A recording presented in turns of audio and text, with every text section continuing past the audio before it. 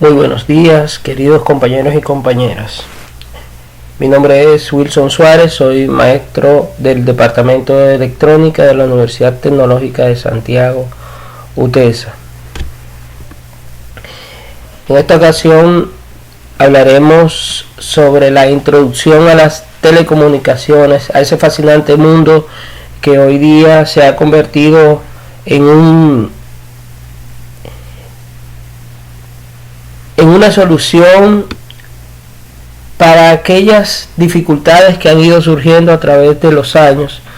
Eso veremos un poco en la historia de las comunicaciones, cómo han surgido, cómo han resurgido en cada una de las adversidades que se le han presentado. Estaremos viendo el significado de las comunicaciones humanas, la historia, un poco de historia de las comunicaciones, los sistemas de comunicaciones, y hablaremos sobre el espectro electromagnético. El significado de las comunicaciones humanas nace de una necesidad primaria del ser humano de poder compartir ideas, transmitir informaciones, muchas de ellas, vamos a decir, confidenciales entre tribus, entre personas que vivían en esos anales de la historia. Pero una de las actividades humanas con mayor repercusión a finales del siglo XX y principios del siglo XXI son las telecomunicaciones. El desarrollo de nuevas tecnologías ha permitido la ampliación creciente de las comunicaciones. La imprenta y el avión representaron contribuciones muy importantes en nuestra capacidad para comunicarnos a distancia. Pero el gran salto en el siglo XIX fue la invención del teléfono y del telégrafo.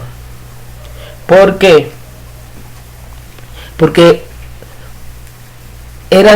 la distancia era uno de los grandes retos que tiene la comunicación para esos tiempos. Ya en el siglo XX, la televisión, el radar, los teléfonos celulares, las máquinas de fax y muchos otros desarrollos incrementaron aún más nuestra capacidad de comunicación. Pero vamos a resaltar que la invención del telégrafo en 1844, como la invención del teléfono en 1876, apoyados en la industria de los semiconductores, que fue lo que permitió la reducción significativa o el salto cuántico para las nuevas comunicaciones o las nuevas telecomunicaciones que tenemos hoy día. Estamos hablando en el mundo de los semiconductores sobre los circuitos integrados, que eran más pequeños y más rápidos. Y para ponerle un ejemplo, la computadora, el ENIAC, que era como una habitación de 3 por 3 metros cuadrados, se reduce a lo que tenemos hoy día gracias a los circuitos integrados, y eso permitió aún mayor desarrollo del mundo de las comunicaciones.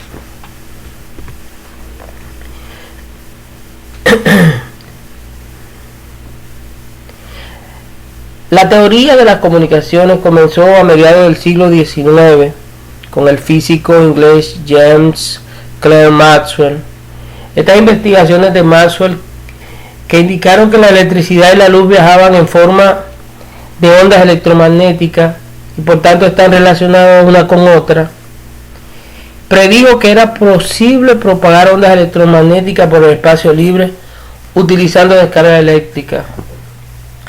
La propagación de las ondas fue lograda por el científico alemán Henry Hertz en 1887. Posteriormente, ese mismo año, se hizo una demostración de las comunicaciones inalámbricas a cargo del ingeniero Guillermo Marconi, que a él tenemos el honor de contar con las antenas de hoy día. Ya en 1901 se establece el primer contacto transatlántico por radio, también por Marconi. Y en 1903 la invención del tubo a vacío de 2 electrodos, que ayudó al desarrollo de las comunicaciones. Posteriormente, en 1953, con la invención de los transistores, permitió mucho desarrollo. Ya al día de hoy estamos hablando de que en el 1989 se inventó la red mundial, lo que conocemos como el Internet, World Wide Web, y ya más cerca, en 1998, que damos a lugar a la primera aplicación comercial de la televisión digital de alta resolución. Los sistemas de comunicación. Ahora hablaremos un poco sobre los sistemas de comunicaciones. Los sistemas de comunicaciones tienen básicamente 3 componentes en su parte más básica, que son el transmisor, el canal o medio, el receptor. La información básicamente es lo que queremos transmitir a través de esos elementos o esos componentes. Entonces, el transmisor es aquel equipo que me permite a mí preparar la señal, una señal de audio, por ejemplo, la convertimos en una señal eléctrica y la modulamos para que pueda ser enviada hacia el espacio, por decir algo. En este caso, el espacio va a ser mi canal, mi medio de transmisión, a través de la frecuencia. El receptor, que recibe la información y la procesa para que el destino pueda recibirla. En este primer bloque, tenemos un tipo de comunicación unidireccional, porque solamente está en una vía. En este tenemos un tipo de comunicación duplex, en el cual tenemos 2 vías para comunicarnos: envío y recibo, envío y recibo.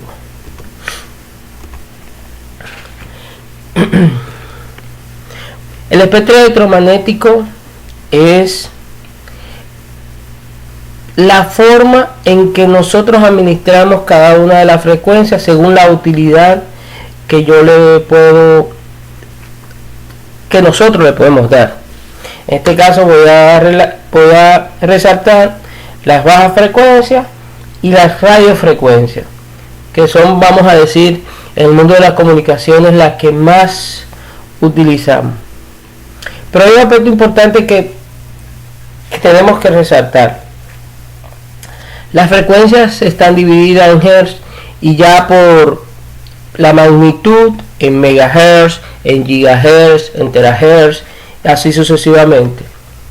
Entonces, otro aspecto importante es la longitud de onda de la frecuencia, que no es más que la distancia de metro por cada ciclo que tiene esa onda. O sea, la longitud de onda, valga la redundancia, me dice la distancia de esa onda en un ciclo.